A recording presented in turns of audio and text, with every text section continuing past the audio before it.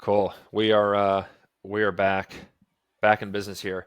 Episode 57. I Oh, was working already on the 57? Wow. yeah, I was working on the upload of the previous one earlier this morning, and kind of crazy. Like 56 episodes already shipped out the books here, or already shipped out the door, and feels like we've been recording this for like a long time now, but like also not a long time at the same time. It's weird.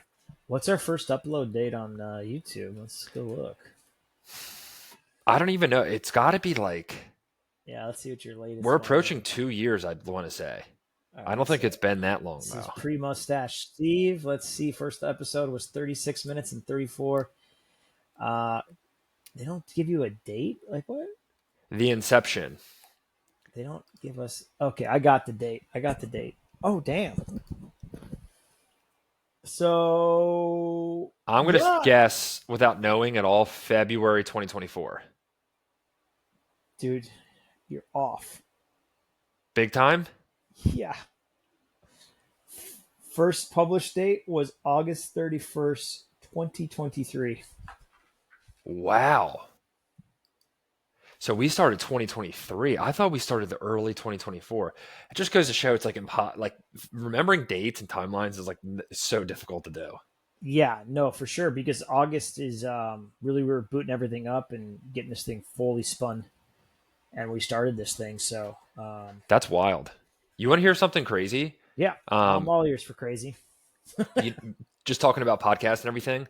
You obviously know my buddy and partner Shane. Yeah. Um, we actually launched a podcast in it was either 2016 or 2017, and we did like 40 episodes. Um, and this is like I don't know. I feel like most people like the last 2 3 years were like, hey, podcasts are Oh, the like really podcast. blowing up and Yeah. everything. Yeah. Yeah. Yeah. Dude, I remember the purple Apple app on your phone and like literally like pulling it down to like refresh and like, oh, I got a new podcast that pulled through. And I had a couple that I listened to at the time. And yeah, we literally launched a podcast in like 2016 or 2017 and had like 40 guests on it. We had a United States House representative, like a sitting member in the House. And I think I remember you saying something about that. It was a yeah, while ago, but that's nuts. my uncle worked with him and he was really successful. He started a company, got acquired, made tons and tons of money, and then got into politics and was a sitting United States member of the House there. Yeah. And yeah, we always joke of like, what would that podcast be if we kept it going since 2017? You figure at Yeah. some point It would you have to catch a good catch, guest you'd have to and it catch catches fire at some fire. point. Yeah. Yeah. Yeah, So dude, that's but I think yeah, back then if it's not catching fire, motivation to do it, life happens, etc. And I always circle back on this one. It's like me and you catching up once a week, or with someone else. oh, it's the That's best. easy and scalable to do. Oh, no doubt about it. No you doubt know, about it. Because we were doing it where like all episodes were in person and we had like a video feed with it. Crazy. So like we would travel to places, set up the whole thing and figuring out like recording and everything. We're using Audacity recording at the time. And I kid you not, we would upload the RSS to SoundCloud. So our episodes would live on SoundCloud and then Apple, and then I don't know, maybe a couple other places, but like SoundCloud and Apple were the main places that we would look. Kid you not, almost every single episode on SoundCloud got like three, four, 500 listens. Every single episode. We had a Huh. couple that had like 5 to 10,000 listens, and this was like way back then on SoundCloud, and that's like Yeah, what we were yeah. getting views wise. So kind of crazy, crazy. Yeah, yeah. Yeah, that's And now what everybody ifs. has a pod. Yeah. No, it's always one of those initiatives you kind of look back and wonder what if, but at the same time there's probably a lot of reasons why, Exactly, you know, it wouldn't have exactly. done Did you it. see OpenAI? They launched a podcast. No. Yes, I saw the one Sam Altman had like a couple clips, and I think he was like coming at Zuck, but like kind of coming at Zuck a little bit and Elon, and speaking on some of those. He pretty much like stated that like Facebook and Meta like doesn't innovate at all, and like laid out reasons why and like examples, um, because Zuck kind of did that with like Apple, and it was like really interesting to hear. But it said like OpenAI's podcast, and like that was episode one. So I don't know if it's I actually did. I only watched clips. I didn't watch the full thing yet. Yeah. But Yeah, I don't know who hosts it from their team or if it's Sam Altman's going to be on the pod each time, but yeah, it just seems like pretty much it's always been the joke of everybody has a podcast, but now it really seems like everybody has a podcast. Everybody has Politicians are one. getting in the game, Yeah, it's all hard. Fortune 500 I think it's at a CEOs. point now where it's like, as a consumer of podcasts, you only have a limited amount of time in the day to listen to them. You know, No doubt. and so it's like I find myself like I've got a handful of podcasts that I really like. That is kind of like if the new one comes out, I'm for sure more than likely going to listen to. But then there's some other fringe ones that I kind of forget. I'm like, oh yeah, I really like that podcast. You know, who's on that guest and be more selective. It's But if definitely at that everybody, point now. it's like, dude, I don't have time to listen to everybody's podcasts. No It's doubt. difficult to do that. I So was I was cracking up yesterday because we were chatting before this about the Tucker Ted Cruz podcast that kind of had a handful of viral clips on social and stuff, and then it released yesterday, and it was so good. Like the top comment on there was like, "I canceled 2 hours worth of meetings to watch this," and that's like so funny to think of like people in a remote environment just like canceling meetings to like dial in on an episode there. yeah, I've been too glued in on the Twitter feed or the X feed these days, just with everything going on, and yeah, it's not good. No, I just not. I mean, not good what's going on, but at the same time, uh, constantly refreshing the feed. It's like you get a doom scrolling, kind of thing. You're did like, okay, you? That actually just reminds me, and I do have like a broad match keyword thing that I wanted yeah, we'll get into the marketing to stuff. share with you. Yeah, Did you see the research that MIT released about how AI and LLMs, like the impact that they're having on human brain? no, I'm Did you assuming didn't it's. see that? I'm assuming it's not good. No. Um, so let me see. No more original thinking. Oh man. While you're pulling that up, I'll tell a story on my travel this past week or so. I was at the airport in Seattle, and all of a sudden, hear this like wailing, klaxing sound, not really super loud. And instead of having someone being pushed by a wheelchair, it was like an automatic wheelchair machine that was pushing two different people. They looked like an elderly couple, so like to their gate. But it was kind of like making this like warning sign as it's kind of cruising by. And it's going super slow. Gets them to their gate, I assume, because like 10 minutes later, the chair comes back empty, just in a super busy, airport. I'm like, oh man, we're like turning into Wally. I was like, this is nuts. Everything's like automated, just to kind of That's see that wild. technology in front of you. I'm like, wow. But anyways, you find the stats on the MIT stuff? That is where we're that's pretty much like where we're headed. Um so yeah, let me just screen share this just to give a little credit. Um but I'm sure you could probably like guess like exactly, you know, what they found here. Um let me just share this. So MIT did a study on how using LLMs impact your brain and AI impacts your brain. Look at this look at this headline here. Your brain on ChatGPT, accumulation of cognitive debt. That's like this new term is cognitive debt when Hmm. using an AI assistant for essay writing task. So they essentially did this study where they hooked up participants over, I think it was a 6 week period. Um, where they had participants that used LLMs to write essays. And then they also had participants who didn't use LLMs at all to write essays. And they essentially just like measured, you know, brain activity throughout. I think this article that I just pulled up is just like a brief overview, but essentially they did a study where they mapped over 6 weeks people who were writing with an LLM, those people, and then another group who did not have ChatGPT that they were writing, and the group that used an LL or ChatGPT for this example, that group, like brain activity was significantly less than those who didn't use ChatGPT. And then they also did little tests throughout where they would have people write using an LLM and people not using an LLM. And then they would kind of like quiz them like right after they wrote and say, hey, like regurgitate like one or two or three sentences from what you just wrote, and it was like something crazy where pretty much people using LLMs couldn't remember like anything that they just wrote, whereas the group that actually physically wrote was like 95% accuracy or something. Does that So surprise you though? I was just going to say, not surprising at all, like whatsoever. And I think the interesting thing too that we've chatted about on this podcast before is like, you know, we're moving towards a world where it's just like social media is so addictive and people just spend more and more and more time on it. And like videos now like are truncated to like 5 to 7 second clips, and like attention spans are getting to mere nothing, combined with all of your critical thinking can then kind of be outsourced to an LLM.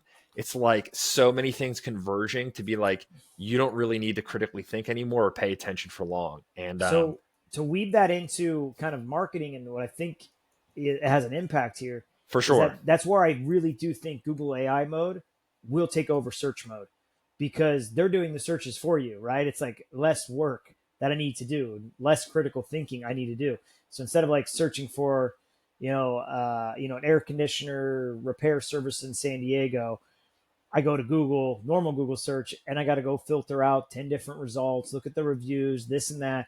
I could just hit the AI mode and it can recommend something for me. I think humans are inherently lazy and like to find comfort. And so that will be the adoption 100%. I think if you give yep. the two options, like why wouldn't they? Like it just is what it is. They're going to take the easy path, unfortunately. Um, It's and then they have the it's deep research mode if you really want to get into it and get some more deep research. Like I still don't know if people would really use the blue links anyways, but that's kind of where I feel like it kind of segues in a bit there. for sure. Yeah, no doubt. And yeah, like again, I feel like we've always say this is like, is that a net positive for society? Or I always say that. And I'm like, I don't know.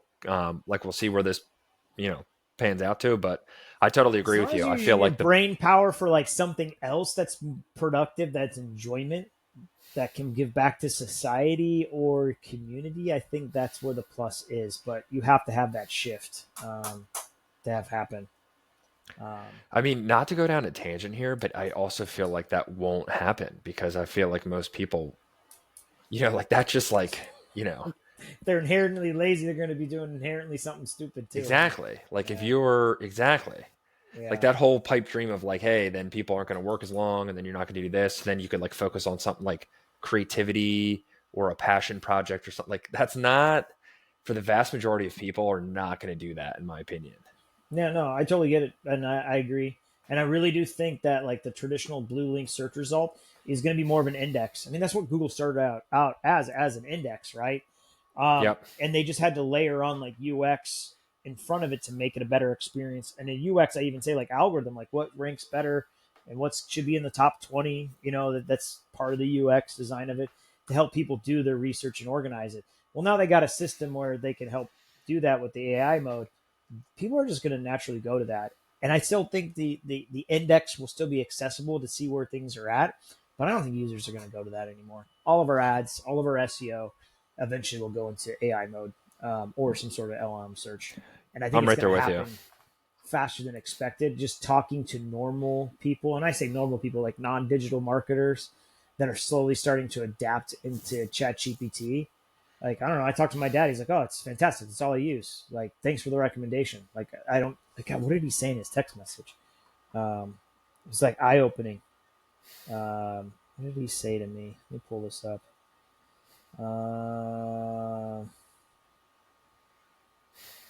Let's see. Where did he put this? Yeah, dude. He was trying to like get some. God, it was a really good quote that he put it. Sorry, let me just try to find it. Oh yeah, by the way, thanks so much for the Chat GPT suggestion. I'm abusing it now since it's Google on steroids, thumb emoji. That's for my dad. Nice. That's in his 70s. That might be the title of the episode, Google on steroids. Yeah, I mean, That's a really good way to put it. yeah. It's like we said before. It's like it's you know, like the googling is now done for you. So Hmm. like the LLM is just doing that googling for you, and they're presenting results of And what they it finally found. launched AI mode. I thought they were doing it right after IO mode, but they or IO day or whatever that was. They finally actually launched it. So you anybody right now, they'll see AI mode happening. So it's Yep. like I can't wait to do my reports for all my clients for June and see like, what did we see here? It's gonna be a rough one out there. Because that's actually the article that I think Barry Schwartz did on Search Engine Roundtable that I posted into the thread. Talks about the great decoupling. Um, and it's one of Google's search engineers. What's his name? Martin Split from Google spoke at a Google Search Central Live, kind of like podcast that they do presentation. They talk about like the great decoupling, which basically shows impressions increasing for your website, but clicks going down because more searches are being done or using AI mode, but they're not following up with clicks because everything's kind of presented there. So it's less clicks. But then the argument is that it's a higher quality click that comes to your website. I don't think they know. I think they're just throwing out some ideas and we don't know either. Yeah. So we will have to see.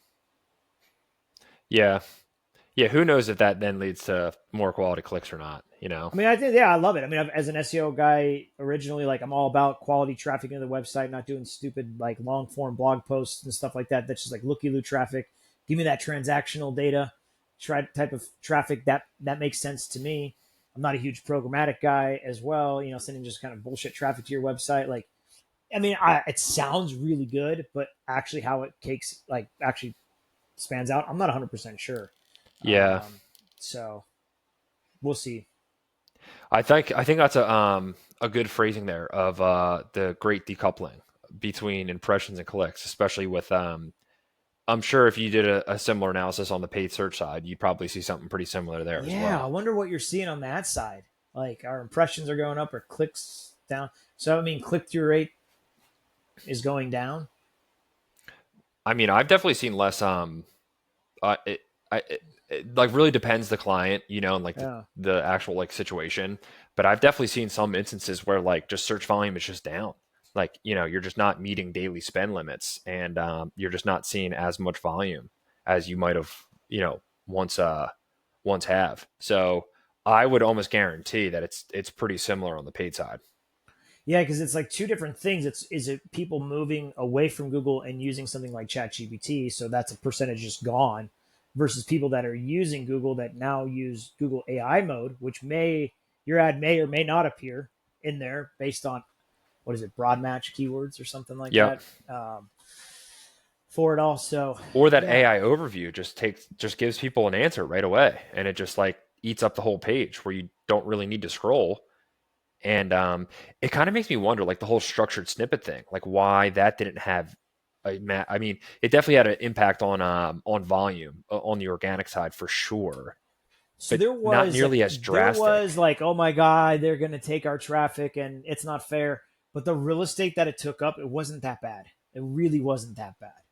It was just Yeah, so much smaller. We're like, hey, we're doing it, and so people bitched about it, but got over it. And then now the AI overviews, they are way more aggressive yeah, from a real estate standpoint. So, um, yeah, we will see. I know you wanted to mention something about broad keywords, broad match yeah. keywords.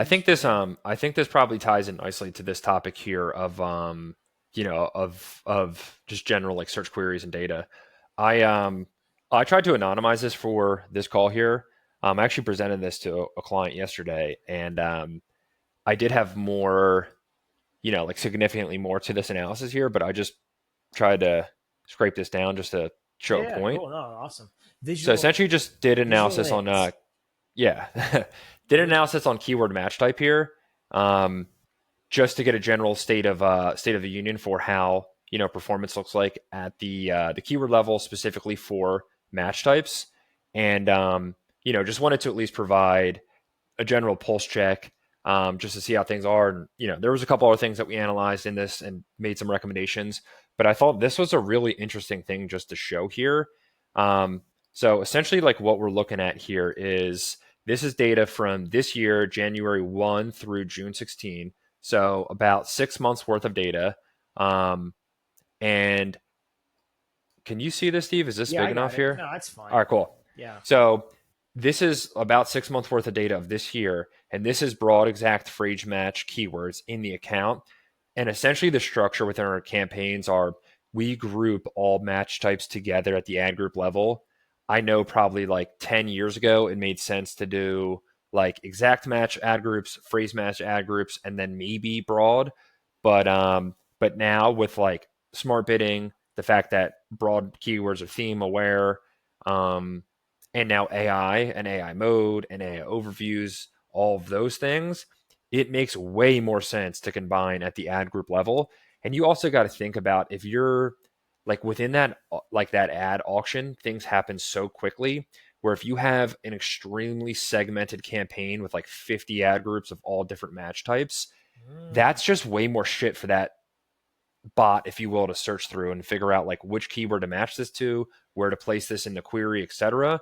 If you condense things at the ad group level, like you're really like hyper targeting impressions at that ad group level and kind of like freeing up that auction, if Okay, you so will. just let me state that again so I understand it clearly. Before, best practice, or not before, but years ago, best practice was you'd have an ad group per match type. So you might have an ad group for broad, you'd have an ad group for phrase, and you have an ad group for exact match, and then you kind of Yep, mess with your bids, your budgets, etc. So, but now it makes most sense to have one ad group with the portfolio underneath, with the various keywords that include broad, phrase, and exact, and let the AI, the software, the algorithm figure out how to bid, where to bid, exactly. and go after it. That makes sense because I guess previously, let's say like an exact match term, they'd have to like double check the other ad group. Oh, there's an exact match over here. Then I have a broad match that qualifies. Which one's got a better quality score in two different? You kind of maybe I don't know, maybe competing against each other. Yep, Um, I guess it's easier to control budgets of those keywords types. But if I guess you don't let, and maybe this is where you're getting to, if you let them, I say Google, the algorithm, put it all in one ad group, let them determine between the types of keywords. This is the result we get. exactly. And two, that world that we just described, that was like pre-smart bidding. So like now that we have smart bidding where like it's taken into consideration way more signals and you're not actually setting that bid, like by design, they have more control and it might have made sense to have match types organized by ad group when you had manual bidding in place. But now like pretty much everybody uses smart bidding, and we're getting to the point where you can't even use manual bidding. So it just does not make sense to segment And your keyword match types at the ad group and level what's anymore. smart bidding again? Just remind me and the So audience. smart bidding is like essentially you say you have a keyword basketball sneakers historically, and you still kind of can do this with enhanced manual CPC, but you would have said to Google, hey, we're willing to pay $5 for a click here. So in an ad auction, if it exceeds $5, like we're just not going to get in that auction. That's as much as we're willing to pay. Now with smart bidding, you have different things that you're going to optimize towards, whether that's value if you're an e-commerce business, or it's just conversions if you're a lead gen business. So then Google will determine what you pay in that auction for that cost per click. So you give them more control for cost per click, with the thought process being instead of just having a blanket, here's what we're willing to pay, this is like a $5 cost per click, you might miss out on a ton of transactions or queries and auctions that could have led to business. Now you're giving Google the ability to set that bid for you based off the goals that you gave that campaign, to then say, hey, this is a really good user and a really good auction that we want to get into. We're going to pay a little bit more for this click, but it's actually going to lead to business for you. Okay, thank you. That's very helpful. Sure. So now, just to wrap this up, this is just for one account here. And again, about 6 months worth of data. This is just Google optimizing on our behalf. If you could see Broadmatch this year, there's been 61,000 in spend. Broadmatch spent $52,000 of that 61,000 in spend. Of the 4,000 clicks, Broadmatch accounted for 3,700 clicks, by far the most impressions. And then look at this cost per click difference. Like exact at 36, phrase at 27, broad at $14. So like half of what you're paying for, or almost a third of what you're paying for exact match, Yeah. and significantly higher just overall spend and volume. Now, we'll say conversion rate obviously is a bit lower, but it's just like, law of numbers here. You're working with way more click data, impression data, where like I don't know if like that conversion rate is like as a apples to apples comparison, if you will, just because it's way less volume that you're working with there. If we look at last year, this is even like a little bit more drastic. Exact match like pretty much didn't like spend at all. And I will say we've added some exact match year over year, so I can see why like this ticked up a little bit. Sure. But like last year, 142K in spend, 141 came from broad match. So I just show all this to be like, if you are managing a Google ad account, you should really consider broad match It's keywords. fucking crazy. Isn't this crazy just to see? How dare you? That comes out of your mouth, Trevor. You said it, you son of a bitch. It's just so crazy to see it like this. And I want to do an analysis across like our MCC of like all of our accounts and just like a combined view, Yeah. just to So compare. But I think the main takeaway for me being if we're moving towards what we were just talking about of like 10 blue links getting a little bit outdated here. It's easier if we just use AI mode and it does the Googling for us, etc. yeah, Broad match is theme aware, meaning if you're bidding on basketball sneakers, if somebody types in Jordan shoes, broad match like is theme aware where it knows, okay, this is the same theme. Like this is a relevant auction. Our keyword and what somebody's searching, there's alignment there. Whereas if you had that same exact example as a phrase or exact match, you would miss out on that other auction. right. And I know we talked about previously people adopting LLMs, giving it way more context and using way more words within their search. Those queries are becoming more complicated. So if you're reliant on like these really Yeah. tight niche couple word exact and phrase, you're probably missing out on a lot of really like relevant traffic that you could get involved in. So, okay, I totally get it. I feel like it's a leap of faith because um, if I had to go broad match with themes because they know they're staying a theme, one, I'd be so scared of what keywords they would bring in, and two, smart bidding, they're telling me how much I'm going to have to pay for it. I feel like that could be such a scary thing because like I don't know what I'm going to get. I don't know what For I'm sure. buying if it's good or not. But I guess it takes time and the right signals to get the campaign there. So like out of the gate, you should probably actually have an expectation that your campaign is going to fall flat for the first whatever time period as it learns until it catches up. So that's maybe like a realignment of expectations because in the long term, this will work out better. Is that fair to say? Totally.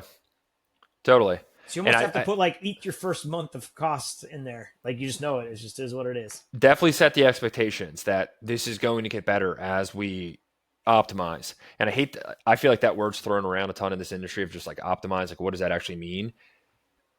If you're going to launch with broad match keywords, which I would recommend you do, and you're going to use them, definitely recommend that. You absolutely want first party data for your conversion actions. So, like, if your client's using HubSpot or Salesforce, instead of having like a form submission as your conversion action, um, have it be like an MQL, an SQL, an SAL, like whatever life cycle that sales team or marketing team has within your contacts. That way, Google is optimizing towards like real data and real filtered data by like that sales or marketing team. So they know, hey, this is like a legitimate customer, a legitimate person. Let's go and get more of those. And then honestly, like what we've been doing for years is like adding negative keywords. So like doing your due diligence, getting in that search query report, once a week, maybe multiple times a week, and adding negative keywords. But I think the more that you could do to add negative keywords and have an extensive negative list combined with first party data, like that first party conversion action data, even better if you layer on some first party audiences, like some customer match lists.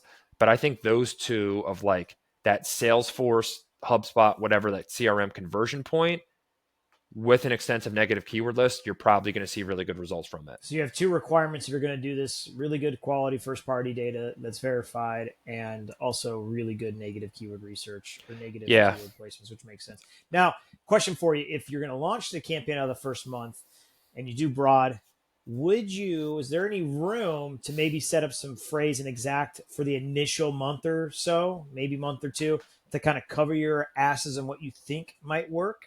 Yeah, as you're kind of pushing through it, and then eventually that's going to phase out, or maybe just stay at a certain level. Is that part of a strategy too?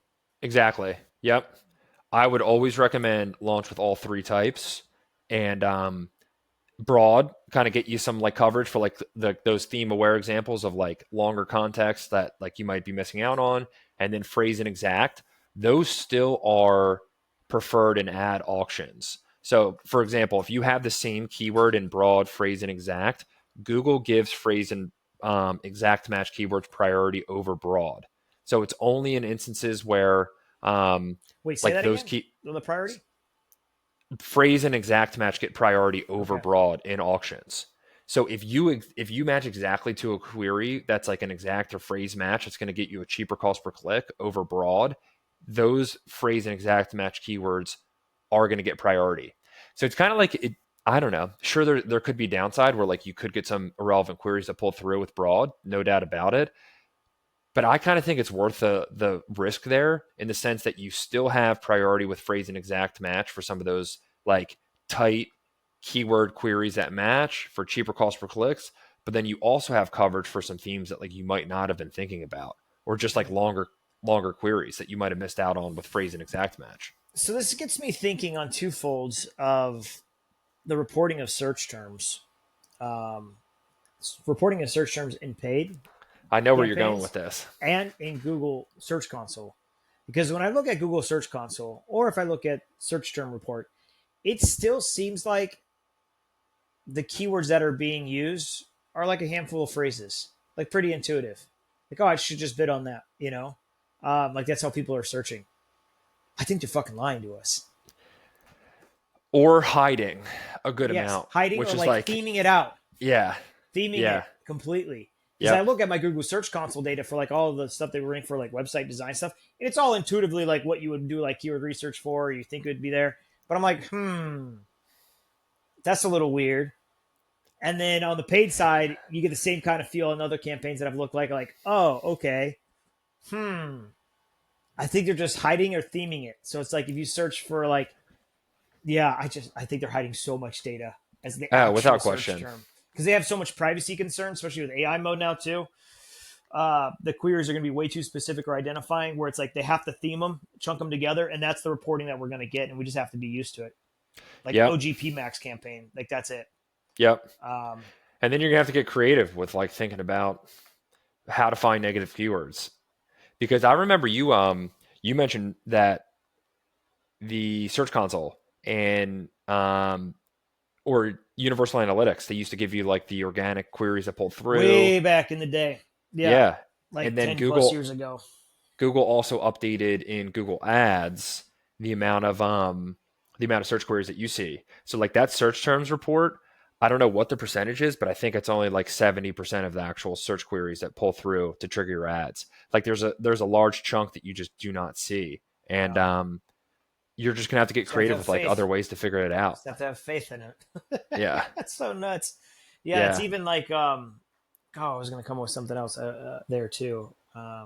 But that's where it really goes back to like the first party conversion action. I think that's like not the end all be all, like the savior there, but like that's really, really, really important. If like if like having a filter of like this was actually a qualified deal, this was our ICP, this met our criteria, that looked good as a business. If you don't give that action to Google, you're going to be struggling to drive performance for your clients. So you got to think of it this way. It's a little out there. Um, let's see if I can get this across. We're all ones and zeros, right? Let's say it is a simulation. Just hold on, follow me. Okay. This conversion action that we want someone to do, come to your Trevor's website and fill out a lead form. That's some sort of combinations of ones and zeros. Google's algorithm, as long as you can trust it and he can find those ones and zeros, he can find the people on the other end that connect to those ones and zeros. And they don't, and it's irrelevant of what the actual search term is, the keyword you want to go after, what you think your person searches for, the data you looked at. It's just completely ignored. If they can get that first action signal of what that conversion is, they can reverse engineer it backwards that find the ones and zero person that comes through. It's kind of mind blowing actually. My thought, like, it's not mind blowing, but like, I don't know. It's a really weird thing to think about. It's Yeah. I don't know if that even makes sense to you, but I No, guess it definitely does. It definitely does. because it's And irrelevant. Like any of your clients that you're working on, like it doesn't even fucking matter about the keywords at I that know. point. It really doesn't. As long as you have that first party data that shows that conversion, they're gonna figure it out who that person is in theory, and that's what they've been selling us. And we're starting to see that for it all, but it's almost irrelevant. Like Google doesn't care. They're not looking at the different keywords themselves. It's all the intent, and I'm just thinking people are going to get so much more. The queries that they're searching are going to become so much more unique and different that they're going to have to understand the theme behind it, etc., to serve it to the right people in front of us. Wow, yes, conversion tracking Even is super important. absolutely critical. Even the example here of what I just showed with broad match in the account there, we've really reduced budgets like year over year, like significantly pulled back spend, like to the tune of like spending 10 to 15,000 less per month, Yeah, I saw that. and we've maintained overall MQLs, SQLs, and like closed one business within the Google Ads account specifically. The biggest change that we made in this account was a year ago now at this time, we still had lead form submission as a conversion action. We pulled that out, and then it's only right now when a lead becomes a prospect and then an SQL. So we have two actions, and like, I don't know what we're going to do long term. If we're eventually just going to have it be an SQL as just the only one, but like we've reduced spend drastically, and it's not like we have less keywords in there. Like, sure, we've definitely gone through like some keyword audits and like pull some stuff, but like keyword mix isn't like drastically different or anything like that. And we've had broad match coverage, the past year or so. The biggest lever we pulled was conversion action data, and like, I think that speaks volume. If you're spending 10 to 15,000 less per month and still receiving the same amount of qualified actions per month, I think that's a really good little mini case study there to think through what your conversion actions are. Yeah, I think maybe it's just hard for us to adopt this mindset because early on, like we were, some of the first, we were very early on in the career where it was all about like what's your fucking magic keyword. No doubt about Like it. that's like Yeah. what's your money makers, and there were Yeah. so big money makers. Like if you rank for this keyword or you bid on this keyword, it would make you money hands and Yep. fist over. But I think the user behavior is changing on how they search. The algorithms are changing to where it's like our mindset has to change. Oh god damn it, Trevor, you're selling me on broad match. I did not expect that today. That's amazing. No, it's not, but it is, I guess. It's just like it is what it is at this point. I don't know. There's always been so much stigma around broad match, and there still is, but it's like at this point in time, you kind of have to adjust. And you know, that's where we're getting pushed towards. Wow. Yeah. Dang. Well, I think that would be a cool next step, would be like just a general like MCC audit and just seeing like across a portfolio of clients what that looks like. Yeah. I'm also really intrigued just to see what this AI mode experience looks like. And if I had to throw out a little guess eventually here of like a little hypothesis, I would assume like in a year or so, Google search page is literally AI mode. And like like the 10 blue links is going to be like, hey, you remember when it used to be 10 blue links? You used to actually get this results. And maybe that's like a tab on the Google search results, or on like Google. Yeah. I don't know what it would be, like OG search tab or something like that. But I could totally see a world where when you go to Google, it just defaults to AI mode and you're in this LLM experience. Yeah. I'm actually in there right now messing with the query list. I'm curious on how. Yeah, it's so clean their search experience on this. Yeah, they're actually not getting some of my So is screenshots. Gemini. Yeah, well, I think it's pulling in Gemini's It experience. it's powered, yeah, it's powered by Gemini 2.5. I'm saying like the UX UI of it. I actually forget if it looks exactly the same now, but yeah, I've been really impressed with Gemini. I found myself using that way more as of late just to cross compare, and I don't know. I think it's like just as good, if not better, than ChatGPT there. Yeah, I think it's got some. Yeah, it's got. I'm just doing some weird search queries and seeing if I can pull an AI mode for the niches that I'm in. But yeah, it's probably not I'm gonna also work. curious to see like what the ads look like in there, and Yeah, I like haven't seen any ads at all yet. I don't think. Let me see basketball. I think they're probably going to get much more prevalent probably like towards end of month because that's when the AI Max feature in Google Ads rolls out across all Yeah, I searched accounts. basketball shoes. I didn't see anything. Like, I mean, it's pretty Yeah, broad. It's our article, for it all. Yeah, we'll see, and hopefully they give us some segmentation that we know that it's coming from AI mode. I That would know. be nice just to know that that adoption rate is happening. But I guess we got to wait for them. So, I've talked about that Yep. a lot last couple podcasts. But Yeah, maybe yeah, maybe Google just waits it out a little bit and they don't really look to monetize that I for don't the think they time. don't. I don't think they don't know. I don't know. I don't think they understand. They don't know. No, It's there's probably no the way. first time There's I no felt way you like, hey, can. like I don't know. And like even that whole like great decoupling, the guy's like, yeah, this is happening. We had to do it. This is what we're seeing. Like tough shit. Like this is what's happening. Like, oh, okay. I guess this is what's happening now. Yeah, um, so we're on for the ride. And like we've said before in other podcasts, like, hey, as long as we're talking to our clients, being informative to the clients about it, that we're ahead of this, I think they feel they can trust us with this, and we're not sugarcoating anything. exactly. Um, we're all in the same boat together, and we're going to try to find the best way together forward. That's kind of my mantra lately. So Agreed. And I think the whole cost per click business is I don't think it's ever going to go away. So they're going to figure it out at some point. And I mean, again, who knows? Like, who knows? Maybe this is like we move towards a world where it's just subscription based model. But but just the fact that Google search results page is free, people use it all the time. They want people to continue to use it. I would but assume even they're if going to it's have some type of ad but model in even if there. it's paid, like they got to figure out how to organize those results and put them to suggest that. You know, Exactly. it's going to have some sort of influence. Yeah. So, Cool. all right, cool. Well, I I think we can think cap it this there. was a cool one. Yeah, a little different, but yeah, we'll try to get some other guests on too. I know I've had a couple on, which has been great. Um, but yeah, it's been fun having other people on as well. Oh, So for sure. kind of gives a different Cool. feel. If All you right, made well, it this thanks far in the everybody. episode, really appreciate y'all. I will say we've gained some subscriptions as of late and views have been pretty consistent. So if you are a consistent listener here, appreciate you. Drop a comment. Let us know what you'd like to hear on the pod. Yes, sir. Cool. Thanks, y'all.